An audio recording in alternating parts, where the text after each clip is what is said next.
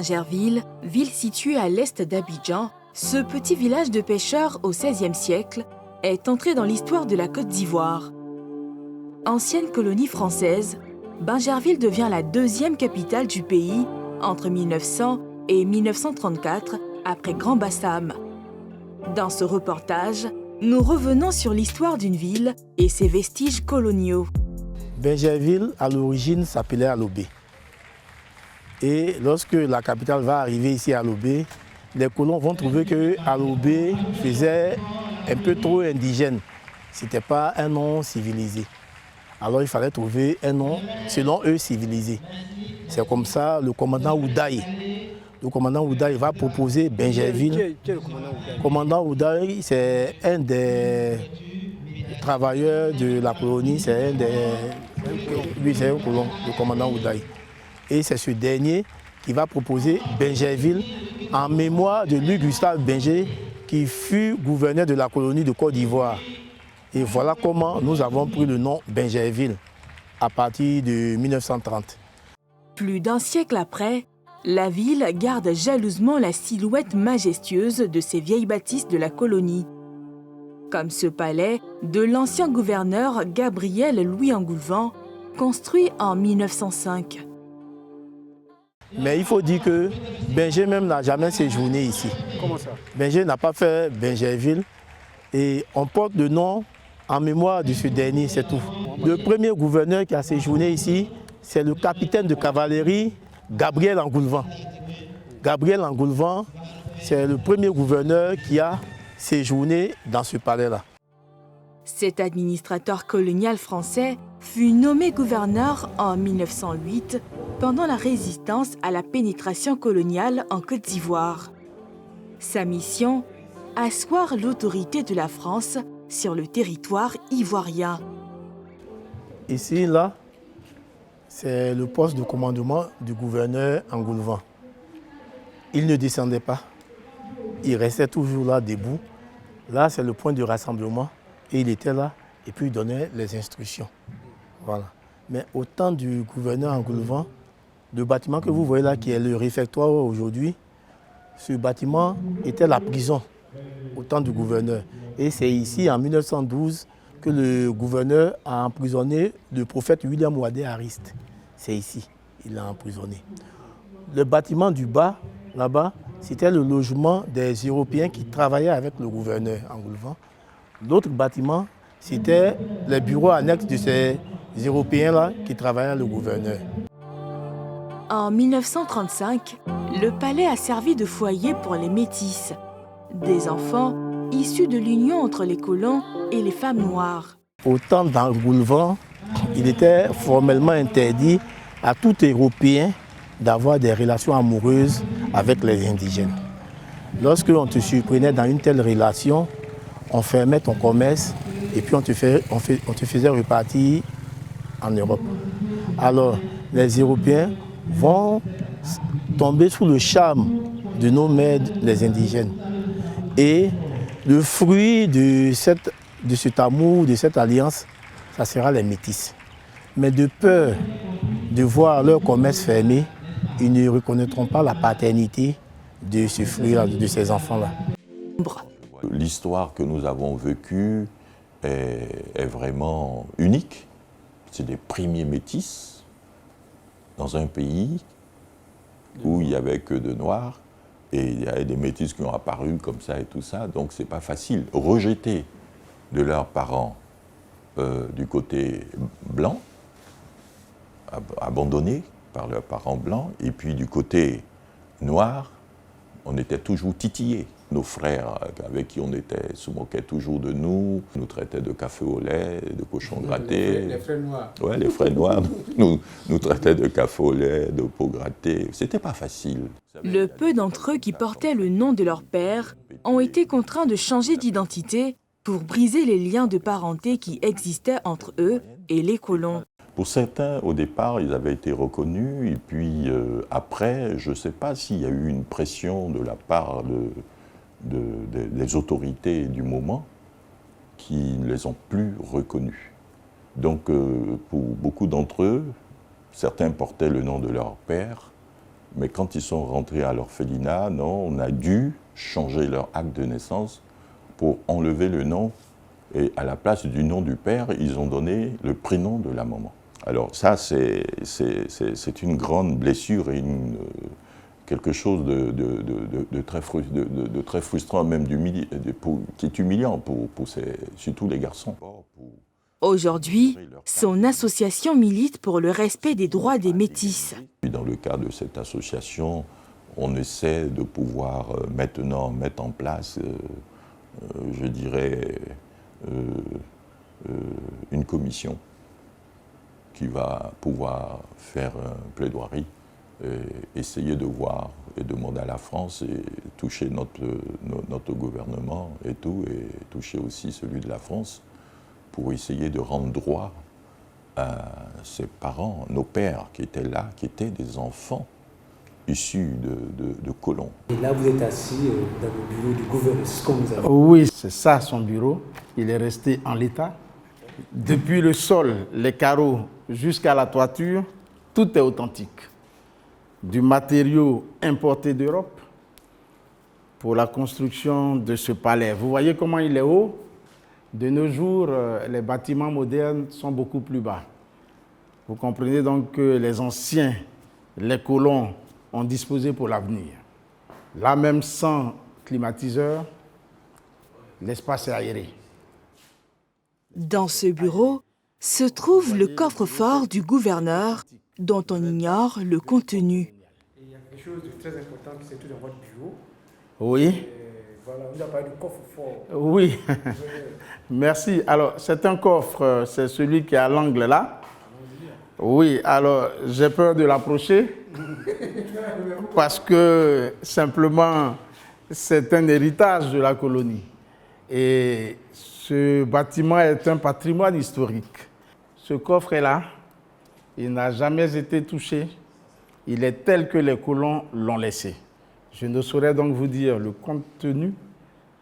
Monsieur, peut-être qu'il y a de l'or dedans. Ça sera peut-être pour les générations à venir, mais pour l'heure, ce coffre fait partie de l'histoire de ce palais que nous voulons mythique. Une architecture particulière calquée sur celle de la Nouvelle-Orléans avec le style persienne qui permet de conserver la fraîcheur pendant les périodes chaudes. Vous verrez. Les fenêtres sont faites en sapin rouge. Ce joyau architectural était sécurisé à l'époque par les tirailleurs sénégalais. Alors, comme vous le constatez, le bureau est là et puis aux différents angles. Les tirailleurs sénégalais étaient là pour assurer la sécurité du gouverneur. Évidemment, de nos jours, je n'ai aucun garde, moi. Ouais, parce que c'est l'époque moderne. Et la hauteur que prenaient les colons pour regarder, tout ça, c'est stratégique. Hein? C'est stratégique. Mais vous verrez en hauteur combien de fois les colons savaient gouverner. Hein? Voilà. Alors, nous allons monter.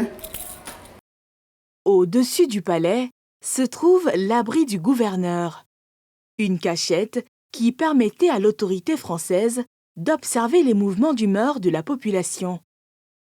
Alors, ici était un autre abri du colon parce que il y avait parfois des soulèvements et le colon se mettait en sécurité ici. Le nègre ne pouvait pas imaginer qu'au-dessus d'une maison, on pouvait s'abriter. À partir d'ici, le colon avait ses jumelles. Sans jumelles déjà, vous allez bien voir le plan lagunaire d'Abidjan. Regardez bien, vous allez voir l'eau tout autour d'Abidjan et l'aéroport de l'autre côté. Mais avec leurs jumelles, c'était comme si vous étiez à 2 mètres. Voilà. Et donc, ils arrivaient à surveiller tous les mouvements au niveau de la République. Sur ce mur, on aperçoit une plaque de l'Afrique occidentale française. Alors ici, c'est une borne géophatique de l'Afrique occidentale française. Vous voyez bien l'AOF. Parce que le gouverneur d'ici, il gérait également l'Afrique occidentale française. Voilà, c'est écrit. Nous avons acquis notre indépendance et je le dis, le palais du gouverneur est l'expression de l'excellence des relations entre la Côte d'Ivoire et la France.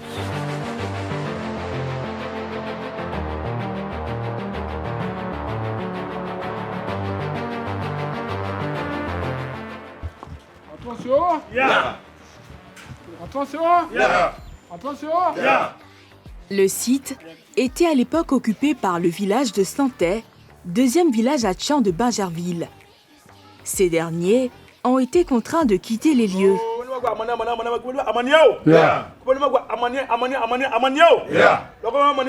Comment les Hébriers sont arrivés ici à Bingerville et c'est en quelle année? Nous sommes arrivés ici dans les années au XVIe siècle, du village de Bago. Et notre installation s'est faite vers l'orphelinat de Bingerville. Ça allait bien, mais quand les Blancs venaient à Bingerville, il y avait fièvre jaune à Bassam. Quand ils venaient à Bingerville, ils nous ont dit, cherchez un coin, allez vous installer là-bas ici, vous ne pouvez pas installer. Les colons précisément. Donc, nos parents ont cherché un coin pour venir ici.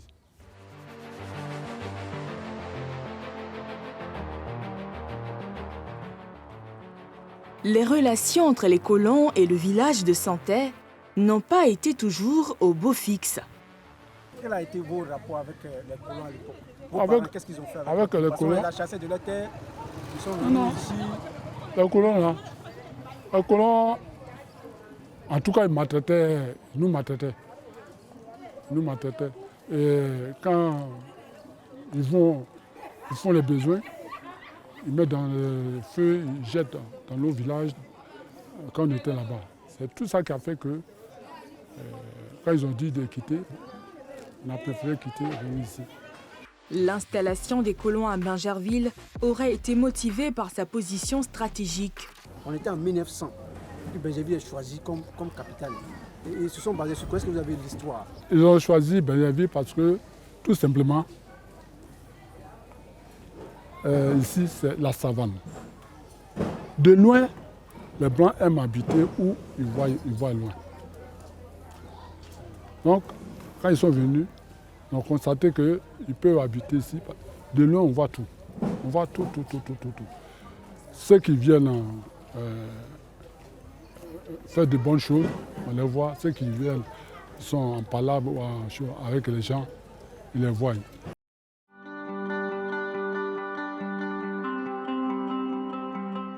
La ville coloniale de Bingerville comporte 18 villages au total. Bagba est l'un des plus anciens. C'est ici que logeait le personnel colonial.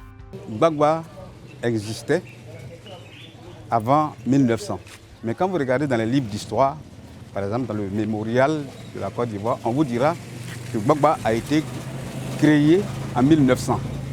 Ce n'est pas exact parce que quand le colon est arrivé en 1900, Gbagba existait. Et donc, le colon a logé son personnel à Gbagba. Le petit personnel qui avait, cuisinier, gardien, boy, habitait à Gbagba. À partir de 1900. C'est pourquoi ils ont dit que Gbagba a été créé en 1900. Ce n'est pas exact. Et pour contrôler le village, les chefs étaient choisis par l'administration coloniale. Comme le colon logeait son personnel ici, ils ont essayé de donner une organisation à Gbagba. Les 3 voies que vous voyez, les 3 principales voies de Gbagba, ont été créées par les colons. L'autre histoire de Gbagba, c'est qu'à l'époque, c'est le colon qui choisissait le chef. Évidemment, il y a une raison à cela. On a estimé que nos frères hébriers étaient un peu belliqueux. Ils aimaient des histoires, tout ça. Donc, le colon qui voulait maîtriser la population a imposé son choix. C'est pourquoi vous allez voir, à part 3 ou 4 anciens chefs, tous les autres sont des malinqués. Et ça a été imposé par le colon.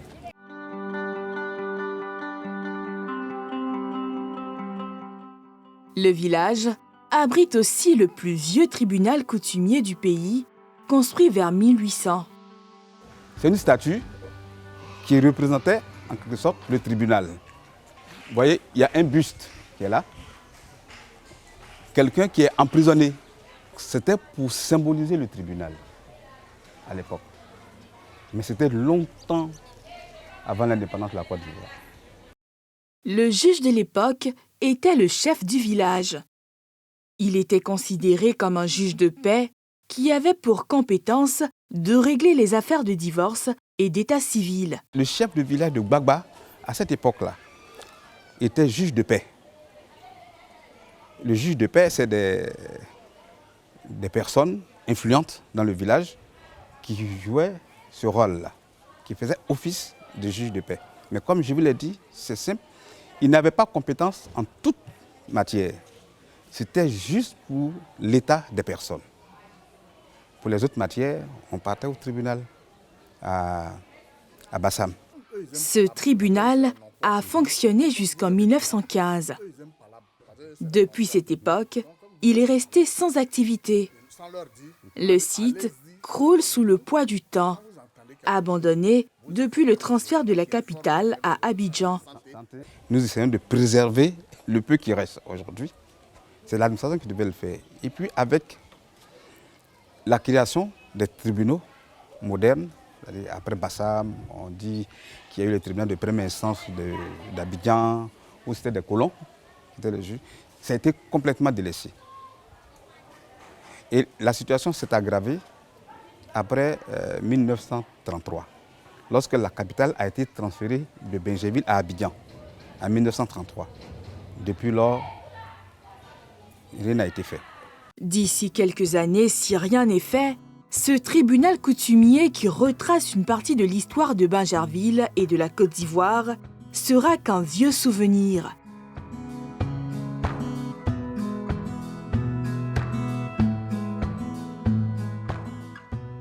Bingerville porte aussi le nom de ville éducative et abrite de nombreux établissements coloniaux. Le lycée moderne de garçons de Bingerville, construit en 1903, l'école militaire préparatoire technique EMPT, fondée en 1939, et l'un de ses plus vieux établissements scolaires, Gbagba Sud, construite en 1916. Aboubakar Liberté est un ancien élève de cette école. Bonjour mon doyen. Oui, Et comment vous allez? je vais bien. Monsieur Berté Aboubakari, promotion 48-55. Ok. Moi c'est monsieur Kwasi Flora, directeur école 1. Hein? Mais vu que vous êtes mon élève, hein? Ah, ouais. Ah oui. J'ai fréquenté dans ton école, quoi. Oui, parce que je suis le directeur. Bonne arrivée mon doyen. Merci. L'homme de 82 ans fait partie de la promotion 1948-1955. Dans ce vieux registre, il retrouve la liste de ses compagnons de classe. Bi Salomon. Salomon. Oui. Et Apo Beda. Beda, oui. Adsin Beda Paul. Paul, voilà. Voilà ça ici. Votre nom? Abou Bakari Berté. Vraiment, je ne peux pas exprimer ma joie de voir notre père, notre grand-père pour la plupart d'entre nous ici, de venir dans cet endroit où il a eu la formation intellectuelle et revenu depuis 1940, venir sur ses pas.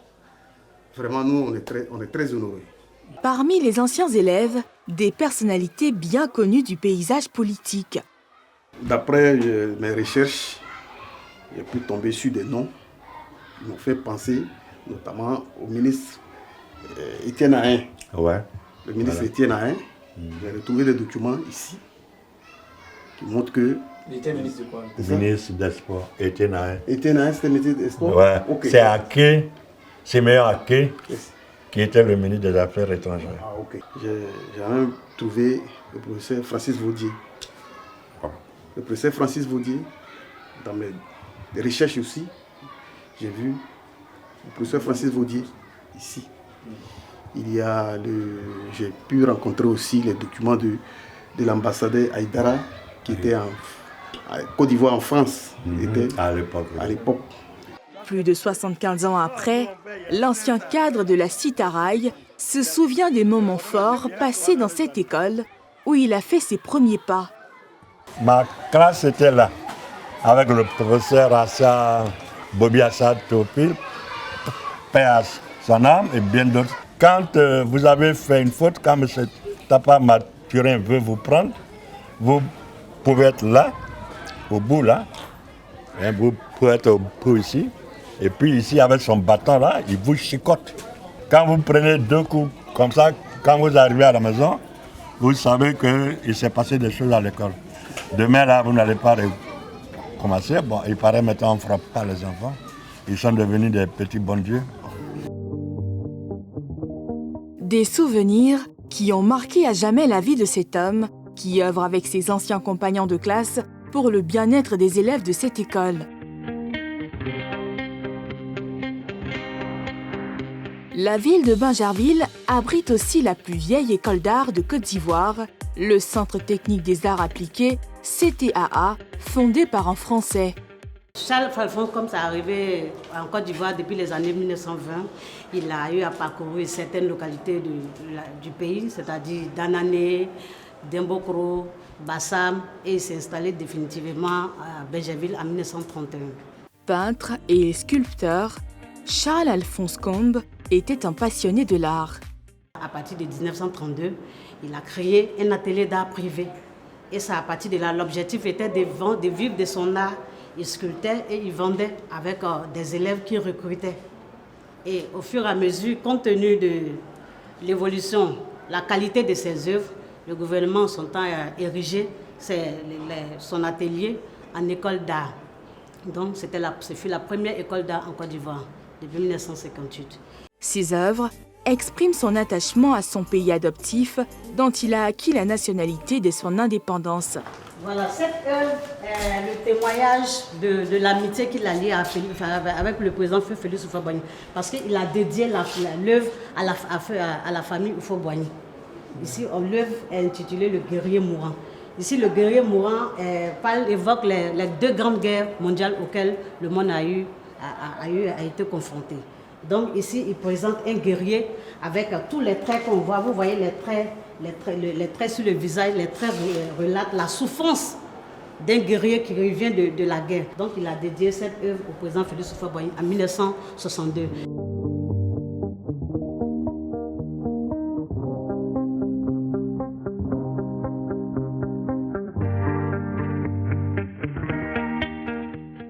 Le musée comprend plusieurs pièces composées de tableaux et de sculptures.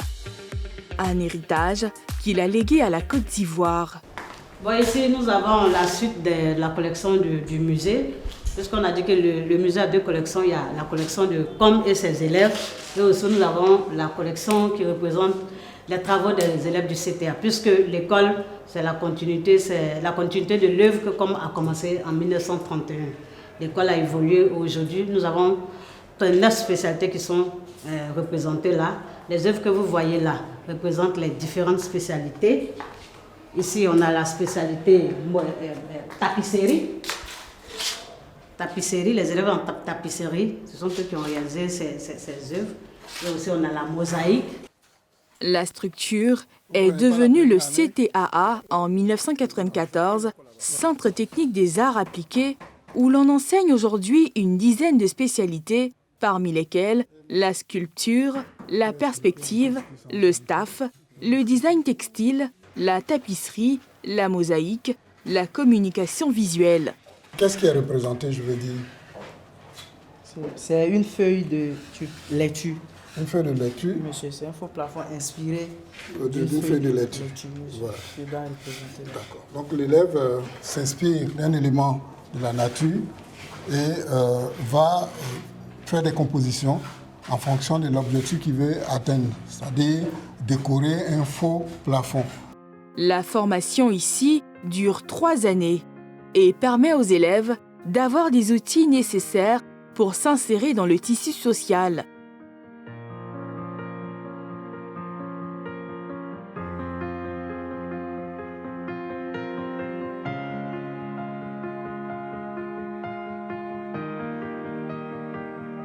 Bingerville, ville coloniale empreinte d'histoire, connaît une transformation spectaculaire depuis quelques années. Immobilier de luxe, route 2 fois 2 voies, la ville s'est complètement métamorphosée.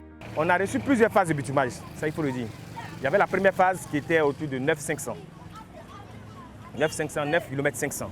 C'est cette phase-là qui a connu ce quartier de Bangui-Drom jusqu'au quartier Petit Gbagba, qui a connu le quartier Sikoji, qui a connu Blachon, qui a connu la ceinture de Sikoji et la ceinture de quartier Blachon. Voilà les 9 km 500, comment elles ont été réparties. Et puis qui a connu le quartier Aris, la voie qu'on empruntait pour venir. Vous voyez, je ne suis pas un cordonnier mal chaussé, j'ai mis quelques kilomètres aussi dans mon quartier. Voilà, donc notre quartier aussi a bénéficié un peu de bitumage. Donc on a une deuxième phase. La deuxième phase, elle a été annoncée parce que le président a demandé qu'on nous donne ça en plusieurs tranches, pour qu'on puisse amortir sur, je pense, que le budget de Côte d'Ivoire. L'activité économique s'est aussi accrue ces dernières années dans cette ville, considérée à l'époque par les opérateurs économiques comme une ville pauvre. Bingerville, avant, l'activité économique n'était pas aussi développée. Les investisseurs ne venaient pas à Bingerville parce qu'on se disait que c'était une ville pauvre. Aujourd'hui, Bingerville va changer. Quelle est la stratégie? C'était la communication. On a sorti un plan, un schéma directeur de Bingerville. Et nous avons projeté ça avec le BNET, avec le CNTG. Nous avons projeté le schéma directeur de Bingerville. Et on a invité tous les opérateurs. Venez vous asseoir, il y a des opportunités chez nous. Nous, on vient d'arriver, on est très ouverts. On pourra mettre des choses vraiment à votre disposition pour que vous puissiez vous installer. Ville coloniale au passé historique, Bingerville attise aujourd'hui la convoitise de beaucoup d'Ivoiriens. Ses nombreuses infrastructures ultramodernes font de cette ville l'une des destinations privilégiées de la population abidjanaise. Malgré ce changement, la ville garde toujours ses vestiges historiques qui retracent son histoire avec les colons. Une histoire dans l'air du temps qui doit être connue de tous.